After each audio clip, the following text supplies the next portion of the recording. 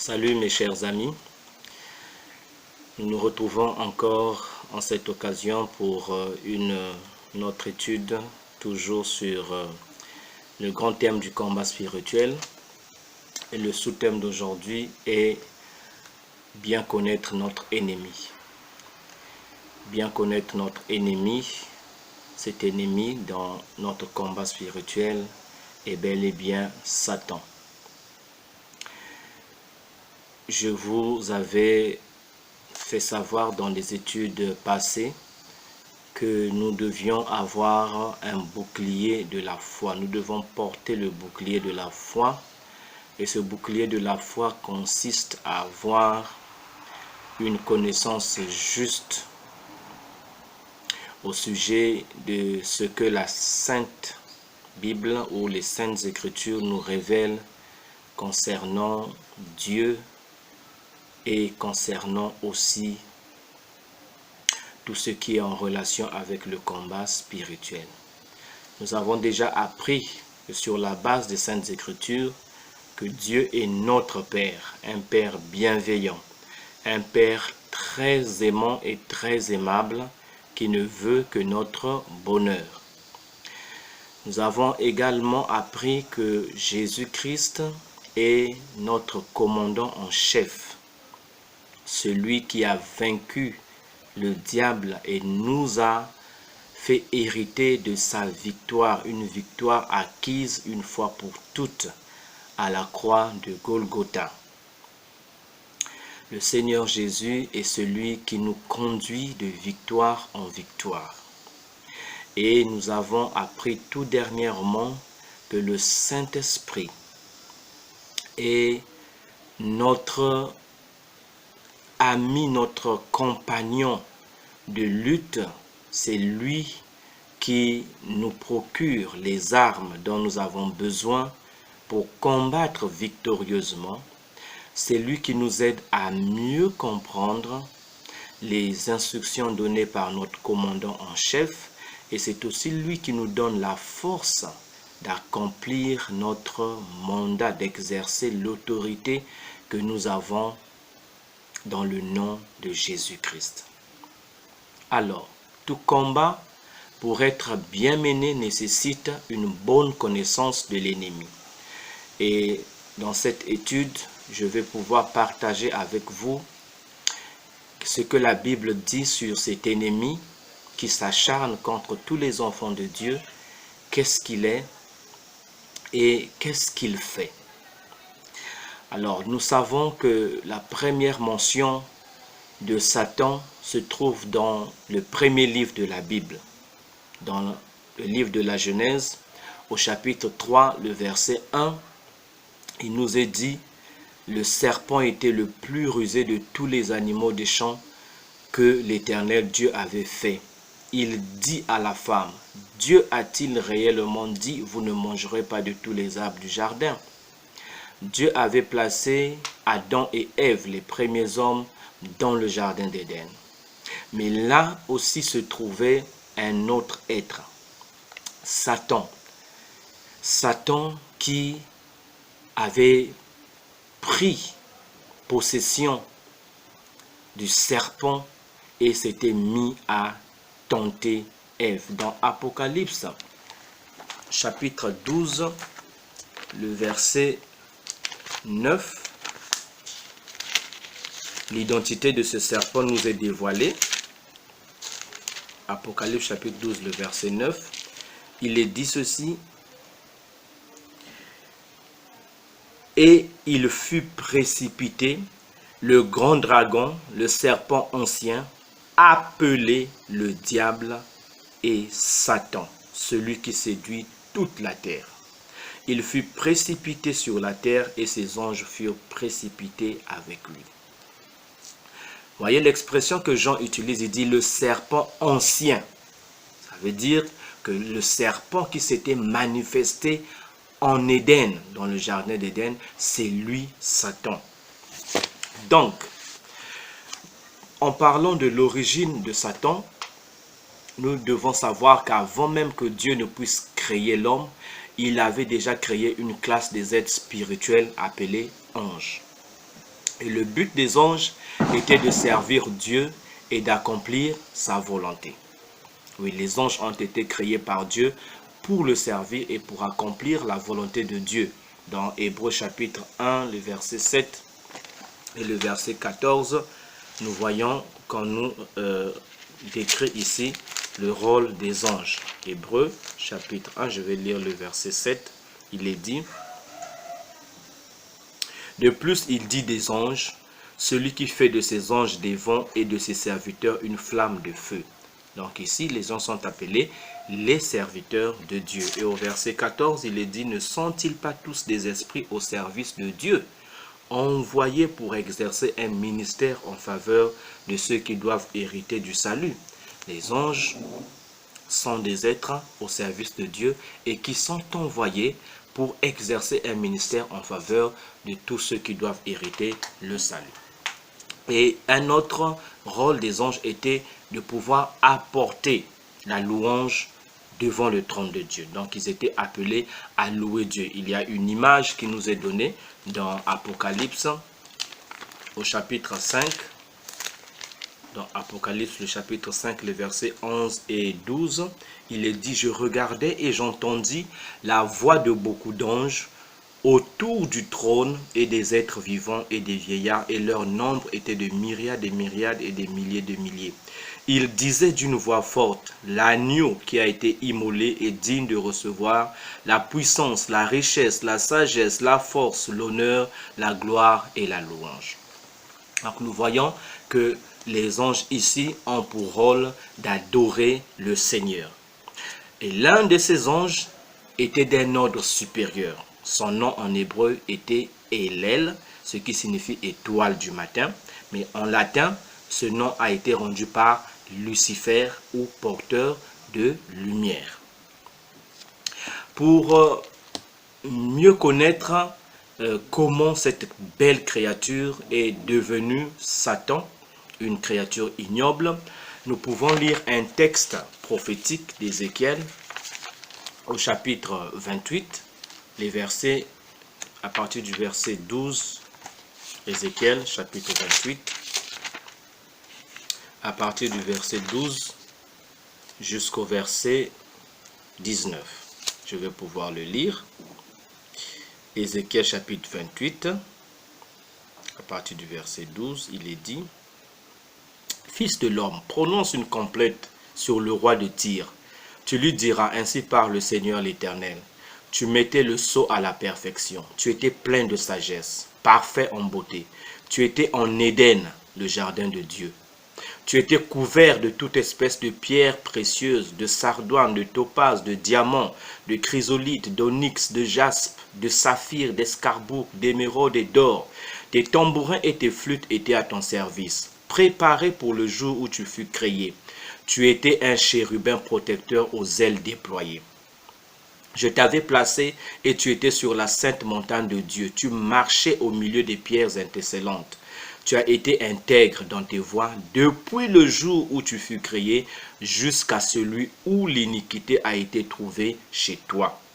Par la grandeur de ton commerce, tu as été rempli de violence et tu as péché. Je te précipite de la montagne de Dieu et je te fais disparaître, chérubin protecteur, du milieu des pierres étincelantes. Ton cœur s'est élevé à cause de ta beauté. Tu as corrompu ta sagesse par ton éclat. Je te jette par terre. Je te livre en spectacle au roi. Par la multitude de tes iniquités, par l'injustice de ton commerce, tu as profané tes sanctuaires. Je fais sortir du milieu de toi un feu qui te dévore. Je te réduis en cendres sur la terre. Aux yeux de tous ceux qui te regardent, tous ceux qui te connaissent parmi les peuples, sont dans la stupeur à cause de toi. Tu es réduit au néant, tu ne seras plus à jamais.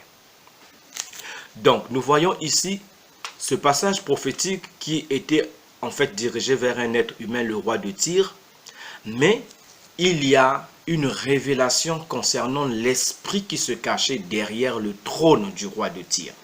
Et cet esprit, effectivement, était Satan.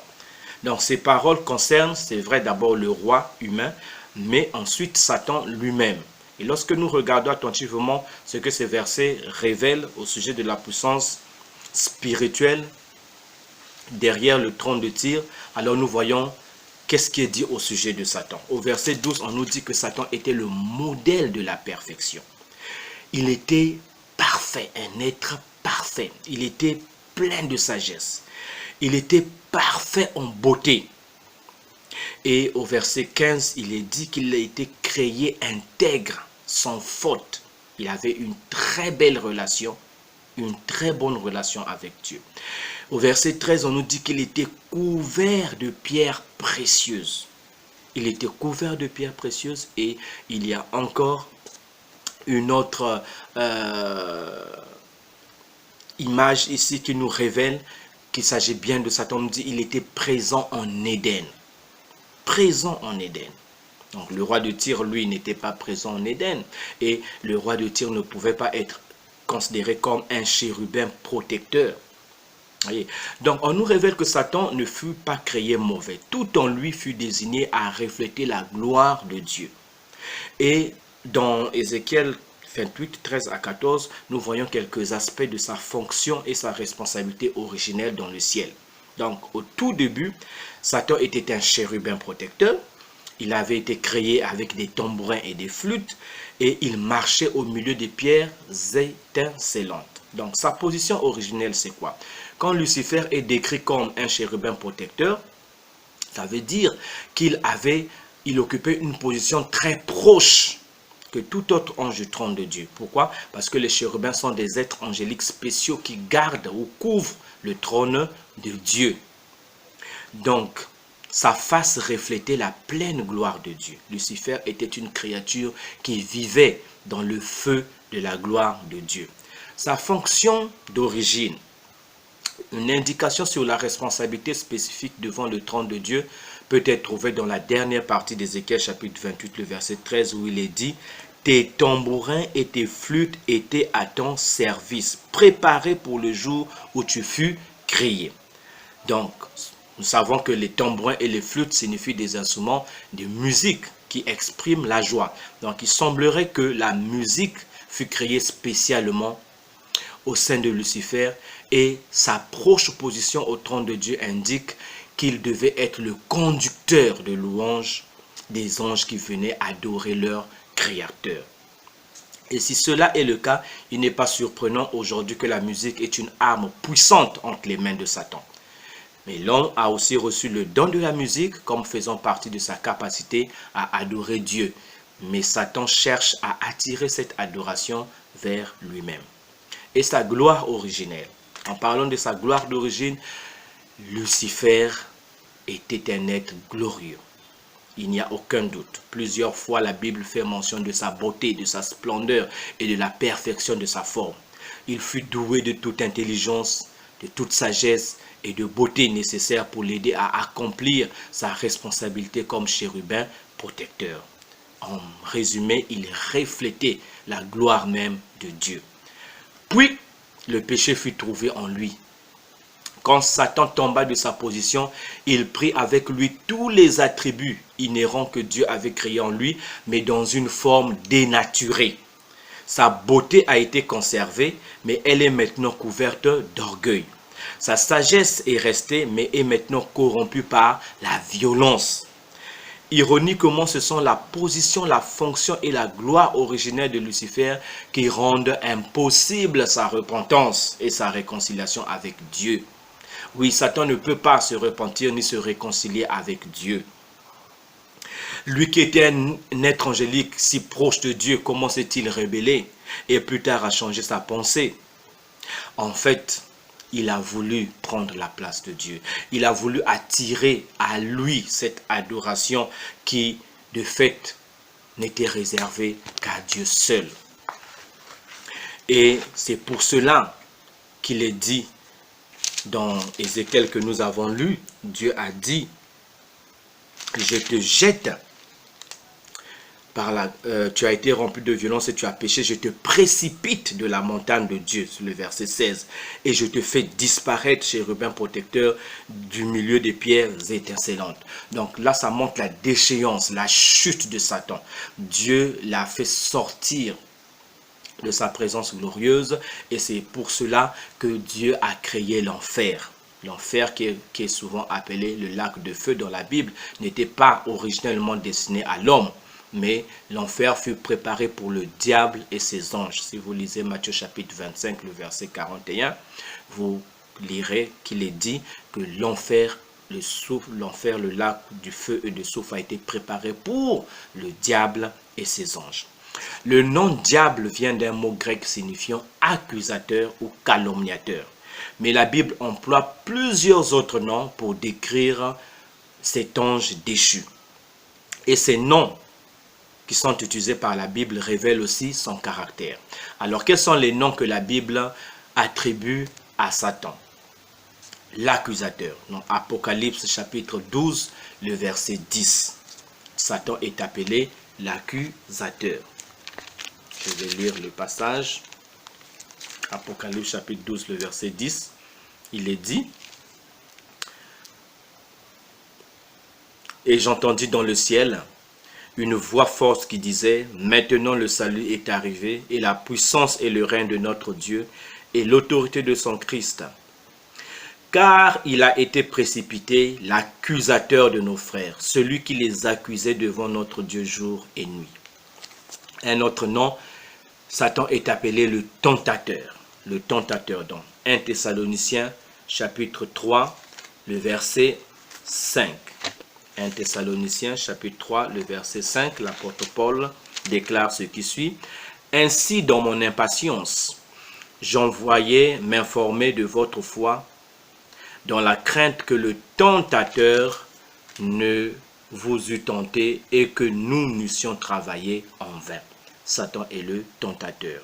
Un autre nom, il est appelé le dragon. Et tout ça, c'est encore dans Apocalypse chapitre 12 que je venais de lire, mais cette fois-ci, le verset 9. Apocalypse chapitre 12, verset 9, il est dit: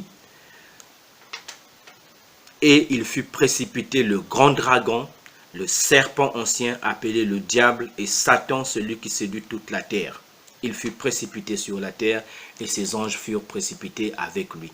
Donc dans ce verset 9, nous avons près de 4 noms qui sont attribués à Satan.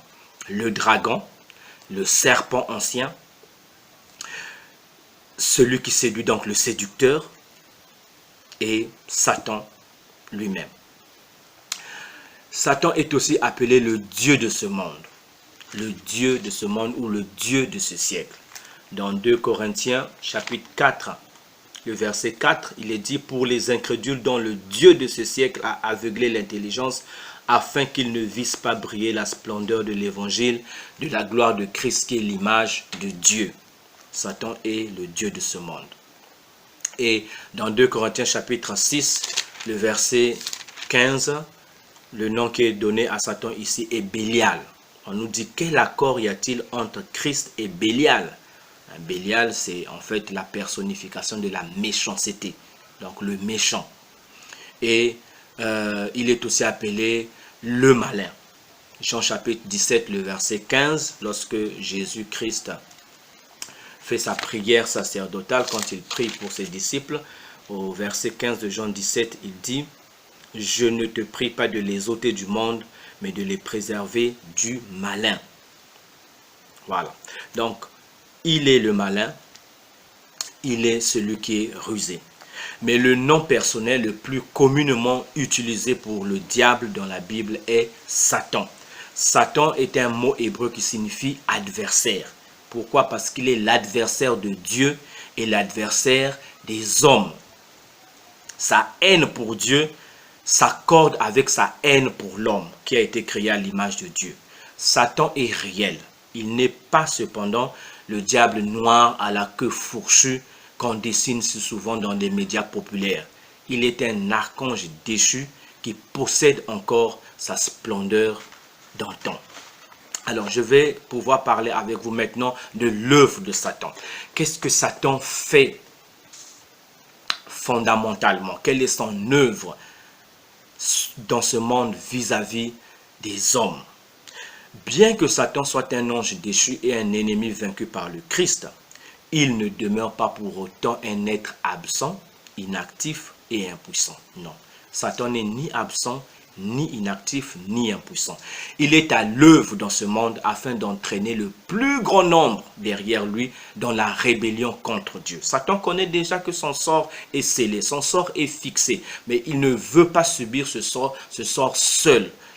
À cause de sa haine contre Dieu et contre les hommes qui ont été créés à l'image de Dieu, qui ont reçu la domination sur la terre, Satan veut entraîner les hommes avec lui pour subir le châtiment que Dieu lui réserve.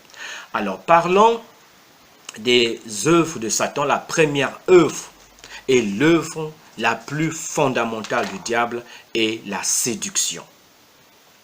Nous avons lu dans Apocalypse chapitre 12, le verset 9, qu'il est celui qui séduit toute la terre. D'autres versions disent qu'il est celui qui égare tout le monde. Il emploie donc la séduction pour avoir le contrôle sur la vie des humains. 1 Jean chapitre 5, le verset 19 déclare que le monde entier est sous la puissance du malin. Et pour séduire les humains, Satan use de mensonges. Ces mensonges peuvent être tellement convaincants qu'on les prend pour la vérité. La séduction est un moyen de contrôle très efficace. Satan n'a qu'un mensonge qu'il communique aux incroyants pour les maintenir sous son pouvoir.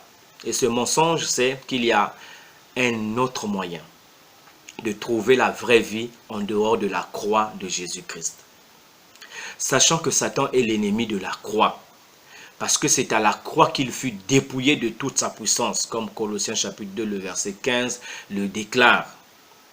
Et c'est aussi à la croix que toute sa puissance fut anéantie, il fut neutralisé. Hébreux chapitre 2, le verset 14 à 15 est un des passages que je vous avais déjà lu dans l'une de mes études. Et je vais pouvoir le relire. Hébreux chapitre 2,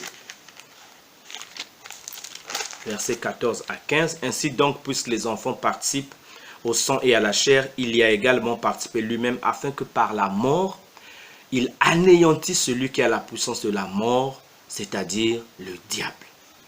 Donc, Christ, par sa mort sur la croix, a anéanti Satan, qui avait la puissance de la mort. Et Paul nous dit que Satan est le Dieu de ce siècle qui a aveuglé l'intelligence des incrédules pour qu'ils ne voient pas briller la splendeur de l'évangile de la gloire de Christ qui est l'image de Dieu. 2 Corinthiens chapitre 4, 4. En fait, Satan n'est pas l'ennemi de la religion. Il proposera toute idée religieuse s'il pense que cela retiendra les gens loin de la croix. Satan peut susciter toute forme de religion, toute forme de culte, mais quand c'est une religion qui fait abstraction de la croix, qui empêche les gens de comprendre que seule la croix les délivre du péché et les introduit dans le royaume de Dieu, le royaume de Christ, alors il est tranquille.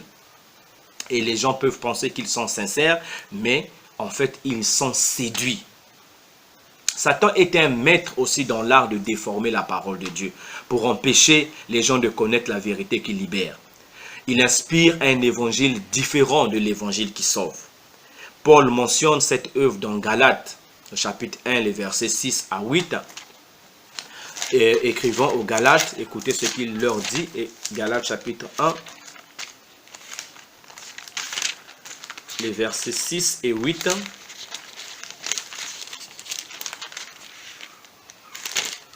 L'apôtre Paul dit ceci: « Je m'étonne que vous vous détourniez si promptement de celui qui vous a appelé par la grâce de Christ pour passer à un autre évangile. Non pas qu'il y ait un autre évangile, mais il y a des gens qui vous troublent et qui veulent renverser l'évangile de Christ.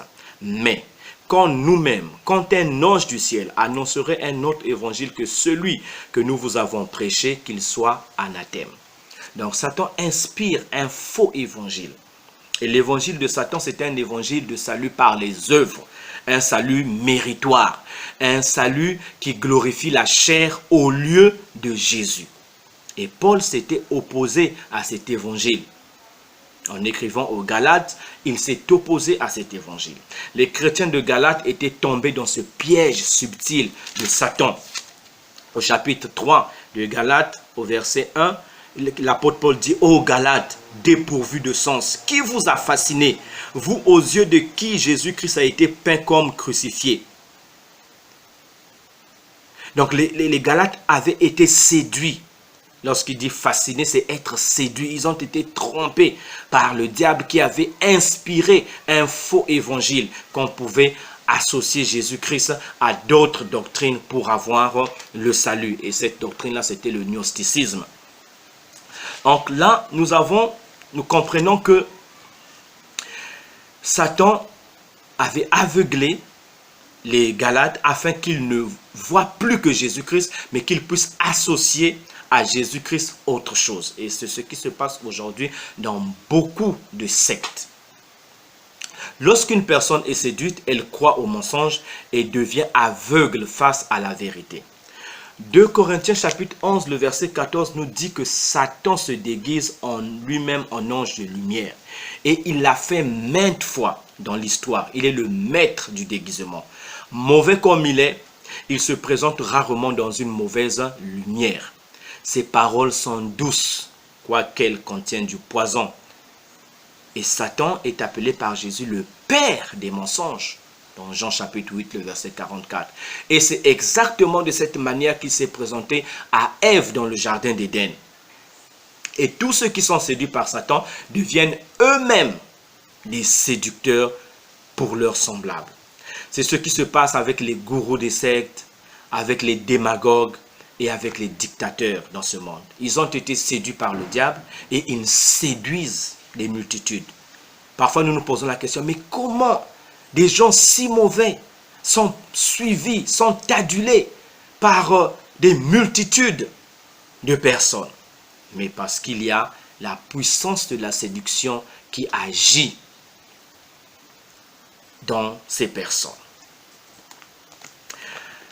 Alors, sachant aussi que le croyant n'est pas immunisé contre la séduction du diable. Non. Ce n'est pas parce que tu crois en Jésus-Christ, ce n'est pas parce que tu as été sauvé par le sang de l'agneau que la séduction de Satan ne peut plus avoir d'effet sur toi. Ce qui est certain, nous sommes des cibles privilégiées de Satan. Celui-ci s'acharne sur tous les vrais enfants de Dieu, dans le but de les neutraliser. Satan sait qu'il ne pourra pas conduire plusieurs croyants à renoncer à leur foi et les détourner du Seigneur. Mais il sait qu'il peut les séduire au point qu'ils ne pourront pas vivre leur vie chrétienne d'une façon qui donne gloire à Dieu. Et ainsi, nous ne lui résisterons pas avec une foi ferme.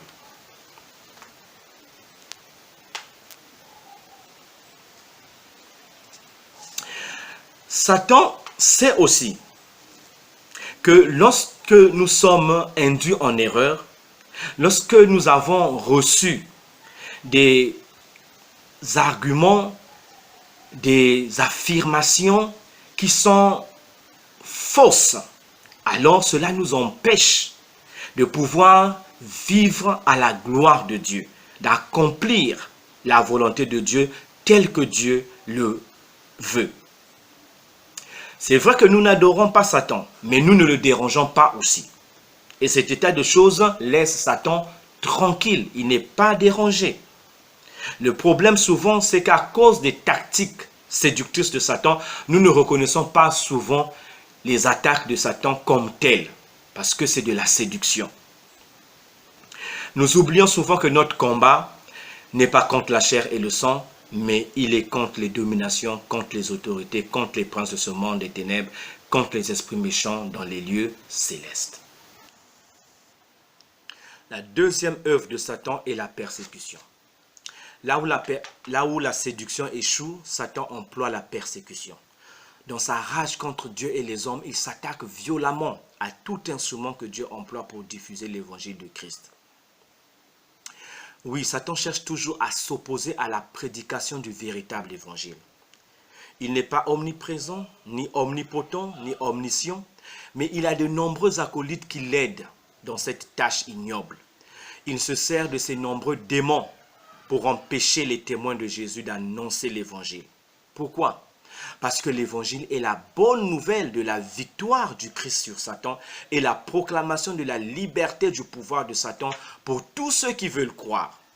C'est la puissance de Dieu pour le salut de quiconque croit, comme Paul le déclare dans Romains chapitre 1, les versets 16 et 17.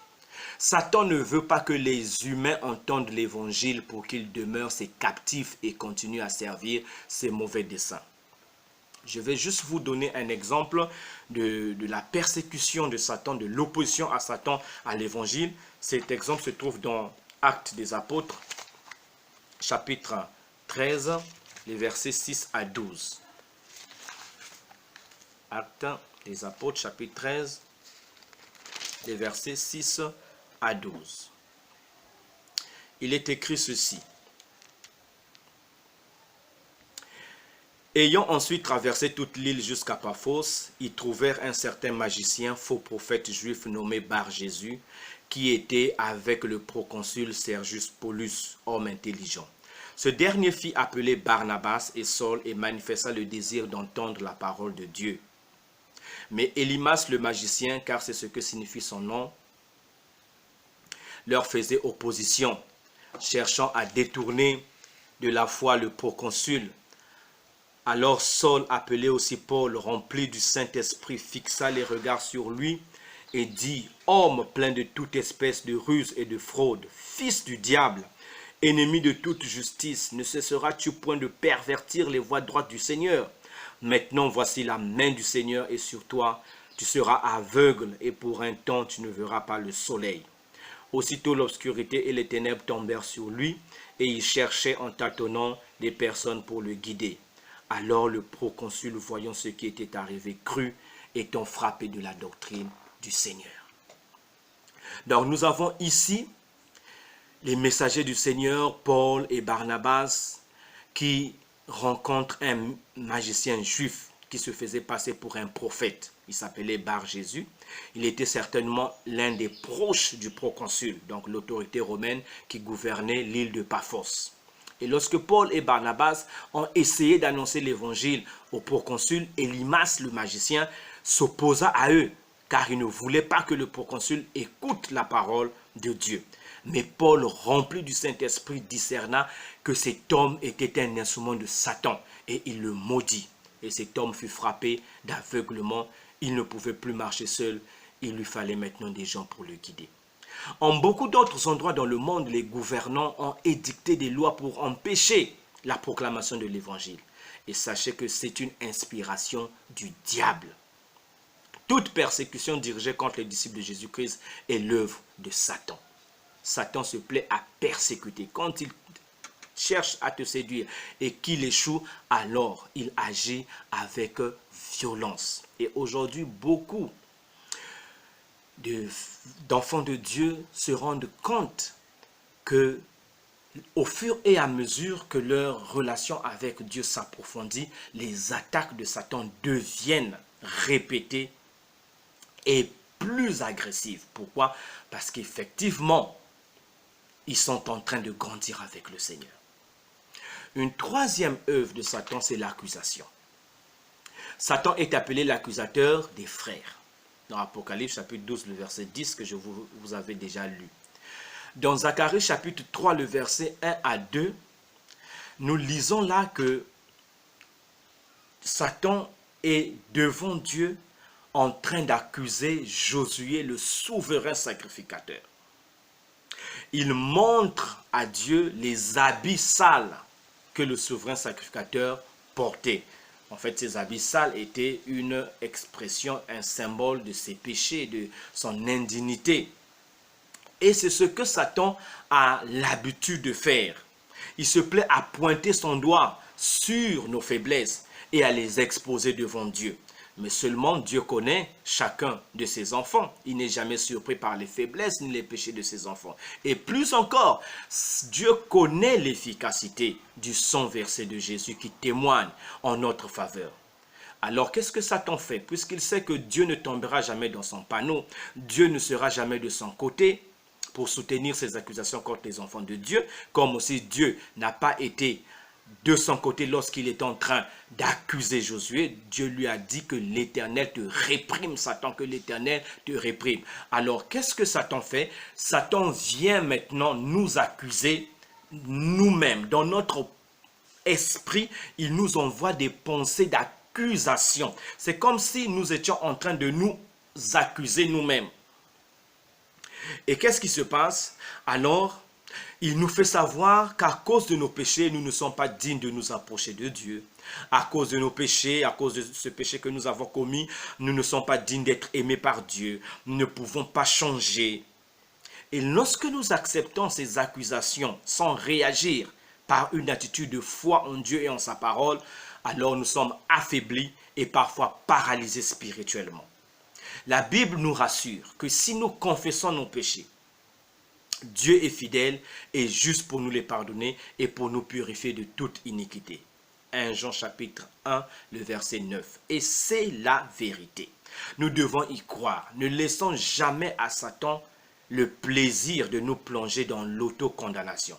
Parce que la Bible nous dit il n'y a plus aucune condamnation pour ceux qui sont en Jésus-Christ. Dès lors que tu es en Christ, Satan n'a plus le droit de te condamner. Il ne peut que t'accuser, mais c'est à toi de savoir rejeter ces accusations. Et tu ne peux les rejeter que sur la base de l'œuvre que Jésus-Christ a accomplie à la croix de Golgotha. Satan ne peut pas te laisser être dominé par le poids de la culpabilité parce que la culpabilité, Jésus l'avait enlevée à la croix de Golgotha. Il avait prise cette culpabilité sur lui afin que nous soyons délivrés. Une autre œuvre, et la dernière, c'est la tentation. Satan est appelé le tentateur. Il tente tous les enfants de Dieu sans exception. Si tu es enfant de Dieu, sache que tu es exposé à la tentation de Satan. Peu importe ton niveau spirituel, peu importe la qualité de ta relation avec Dieu. Si Jésus-Christ, le Fils de Dieu, a été tenté, ça veut dire que tu n'es pas exempt de la tentation, car la tentation est réservée au Fils de l'homme. Être tenté n'est pas un péché, mais c'est succomber à la tentation qui est un péché. Et qu'est-ce qui attise la tentation? Ce qui attise la tentation, c'est notre chair. Si Jésus a été tenté, c'est parce qu'il a revêtu la chair. Il a revêtu un corps humain. Un esprit ne peut pas être tenté. Mais notre chair nous expose à la tentation. Alors,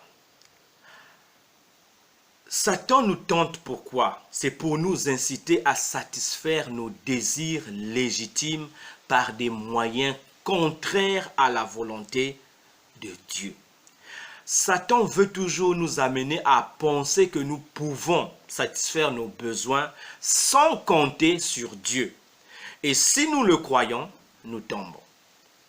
La richesse, le plaisir et le pouvoir sont trois domaines dans lesquels Satan nous tente trop souvent. Et beaucoup de gens plongent dans l'occultisme, dans l'immoralité pour atteindre leur fin. Mais rappelez-vous, chers frères et sœurs, que nous avons tout pleinement en Jésus-Christ. Nous n'avons pas besoin de la magie, nous n'avons pas besoin des fétiches, nous n'avons pas besoin des talismans, nous n'avons pas besoin d'autres artifices que Satan nous propose, que ce monde nous propose pour satisfaire ou combler notre besoin de bonheur. En Jésus-Christ, nous avons un bonheur parfait, un bonheur assuré. Parce qu'il sait mieux que nous de quoi nous avons besoin et il pourvoit à tous nos besoins selon la richesse de sa grâce. Nous avons tout pleinement en Jésus-Christ. Colossiens chapitre 2, le verset 10. Et nous pouvons tout par Christ qui nous fortifie. Philippiens 4, le verset 13. Chers frères et sœurs, n'acceptez jamais ce que le diable vous offre. Satan ne viendra jamais frapper à votre porte avec des cornes et une que fourchu. Non. Mais il se présentera toujours déguisé en ange de lumière, en serviteur de la vérité. Alors qu'au fond, c'est le poison qu'il vient vous offrir. Et quelqu'un avait dit, Satan est un mauvais négociant. Tu ne pourras jamais faire des bonnes affaires avec le diable. Parce que c'est un escroc de grande taille.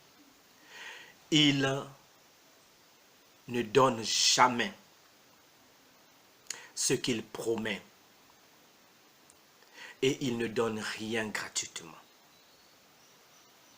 Donc lorsque le diable vient vous tenter, rappelez-vous que vous avez tout pleinement en Jésus. Et que Christ, par Jésus-Christ, vous pouvez tout. Pour conclure, sachez que Satan est rusé et violent. Mais, en tant qu'enfants de Dieu, nous pouvons vivre une vie libre de son pouvoir. Parce que notre Sauveur Jésus-Christ a vaincu Satan une fois pour toutes à la croix. Mais notre force dépend de notre relation avec le Seigneur. Nous devons vivre dans l'obéissance à la parole de Dieu. Nous devons nous laisser conduire par le Saint-Esprit. Et nous devons résister à Satan. Nous ne devons pas être des chrétiens passifs. Nous avons l'épée de l'esprit avec nous pour repousser les assauts de Satan. Lorsque Satan se présente devant nous par le moyen de la séduction, par le moyen de la persécution, par le moyen des accusations, par le moyen de la tentation, nous devons brandir l'épée de l'esprit, qui est la parole de Dieu. Et ainsi Satan s'enfuira loin de nous. Alors, chers frères et sœurs, j'espère que cette étude vous a aidé à comprendre qui est véritablement notre ennemi commun à tous les enfants de Dieu. Cet ennemi qui a été vaincu, mais cet ennemi qui est comme un lion rugissant, qui rugit et qui rôde. Oui, il rôde autour de nous cherchant qui il va dévorer. Il cherche, attendant une occasion favorable. Ne baissez jamais la garde. Jésus a dit, veillez et priez afin de ne pas tomber en tentation. Veillez et priez, mes chers frères et sœurs. Gardez votre foi en Dieu. Soyez soumis à sa parole et résistez au diable. Je veux prier. Éternel Dieu de gloire, merci parce que Jésus-Christ est le grand vainqueur de notre plus grand ennemi et de tous nos ennemis. Merci de ce qu'en Jésus-Christ nous avons la victoire sur le diable. Nous avons aussi autorité sur le diable et sur toutes ses puissances. Je te prie de fortifier tes enfants dans le monde qui passent par la persécution, qui sont tentés et qui veulent abandonner le bon combat de la foi. Seigneur, renouvelle leur force, qu'ils se relèvent à nouveau. Et donne à tes enfants d'être remplis de ton esprit de sagesse et de révélation, afin qu'ils soient toujours prêts à reconnaître les ruses du malin et à rejeter toutes ces séductions. Merci Seigneur de ce que tu as promis d'être toujours avec nous. Sois béni et sois glorifié. Au nom de Jésus. Amen. Bien, nous nous retrouverons prochainement pour une autre étude, toujours sur ce thème du combat spirituel. Soyez bénis et à bientôt.